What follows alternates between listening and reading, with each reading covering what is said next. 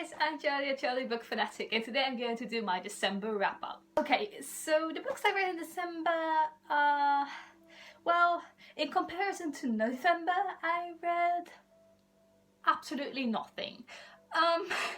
Because in November I read, I think 8 books or something like that. And in December I read an embarrassing 2.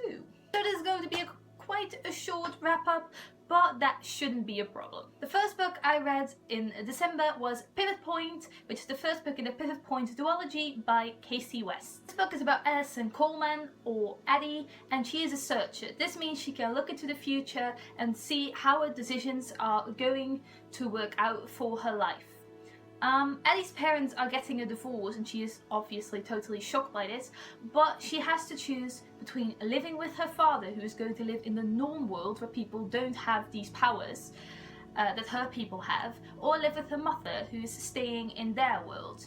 So Addie is going to do a search to look into the future and see how her life will turn out at her father, when she goes to live with her father, and how her life will turn out if she lives with her mother. And obviously there are romances in both timelines, and they're both quite cute boys, but I definitely had a preference. So I can tell you already, this was an amazing book. I gave this book 5 out of 5 stars on Goodreads. Honestly, I had a major book hangover after reading this book.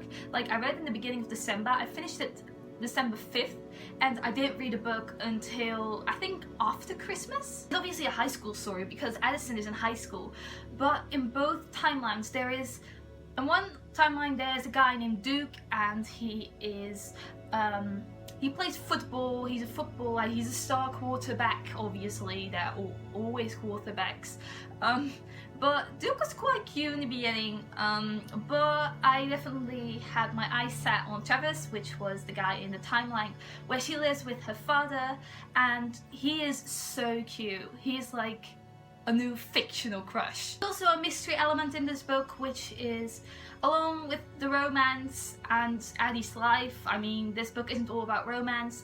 There's this mystery that has been a murder in the compound, and Addie's father is the one to solve this murder, and Addie obviously interferes with that. This book ripped my heart apart. Honestly, I cried so hard. I sobbed for this book because that happened. There was a plot twist in this, and I was just mind blown. It was so good. I honestly did not see it coming.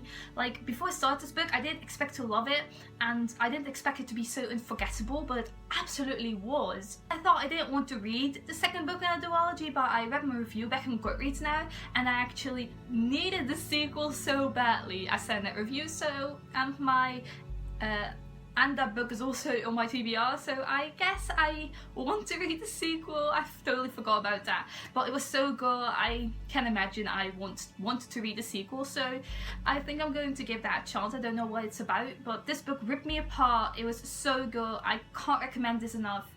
5 out of 5 star book, and I think you need to read it. If the synopsis interests you, you definitely need to give it a chance. The second book I read in December was an e-arc I got, and that was Beside Myself by Anne Morgan. This is a psychological thriller about identical twins Ellie and Helen who swap places when they are 6 years old. At the beginning, Helen thinks it's a fun game and she's having fun while playing it, but suddenly Ellie doesn't want to swap back.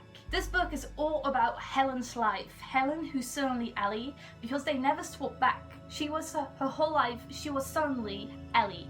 And this book was all about that and how it affected her. Like, she began acting out and got taken in a mental institution, and she was just really disconnected. Like, she was disconnected from her family, disconnected from life, and it's a psychological thriller about that and the bond between these identical twins. I have to say, at the beginning of the book, I did feel frustrated because I thought, like, why can't a mother recognize her own children? Why can't she distinguish these two twins who are obviously so different?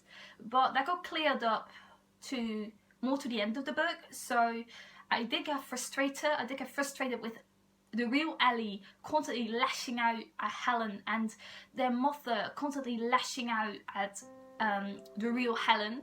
And I don't know, it just bothered me like at the beginning, because I obviously didn't know that was going to get cleared up when the novel progressed. Having said that, I did like this book. It felt like you had gotten to live a life with the real Helen. Like, you saw her from age 6 to all the way to being a young adult, and that felt really satisfying in a way. Most of the characters in this book seem to have a mental disorder, I have to be honest. Most of them are not totally right in the head, I have to have said that. I don't know if that is necessarily true, but most of them seem to have a problem. What I do know is that the real Helen definitely has a disorder. I'm saying that because she hears voices in her head, not because I necessarily analysed that or I just saw that in the book, but she has real voices in her head, and it's said in the book that she has a disorder because she obviously gets taken into a mental institution. The writing style was the most beautiful part in this book for me. It was so gorgeous, honestly. There were some beautiful quotes in this book, and I will read you one that I also read to you in my A to Z bookish server, which we'll link down below if you want to check that out. But the quote is, "And I think sometimes if I could freeze my life and pick out a moment in the procession of days to go back to and inhabit for all of time, I might stop it there." And I basically include that like everywhere now. But I'm going to do a review for this book, so look out for that. It will be up soon, and I will go more into my thoughts in that. So that was my wrap up already. Like, it was the shortest wrap up ever, I think, where I talked too much about these books. That could also be a fact. But yeah, that was my wrap up already. Like, I read 2 books and I talked about both of them. So let me know down below what you think about these books. Do you want to read them? Have you read any of these books? What books did you read in December? Was it your worst reading month? Was it your best reading month? Did you have a good reading year? Let me know everything. Thank you for watching. Goodbye.